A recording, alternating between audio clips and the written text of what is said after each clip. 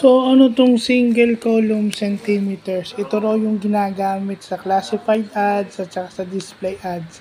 So, sa advertising. Ito yung sinasabi nilang SCC or PSCC. Per single column centimeters yung PSCC.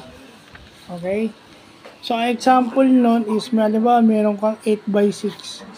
So, pag sinabi mong 8x6 is 48 square columns. Pero at kung meron kang 100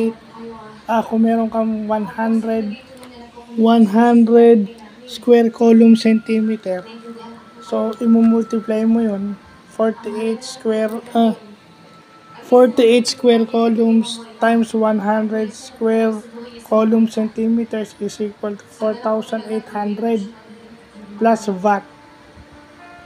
So, syempre, may value added tax. So, yun yung ibabayad mo sa advertising mo. Yun yung example.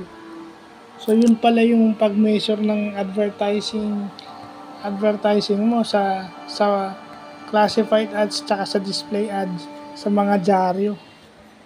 So, ganun pala siya.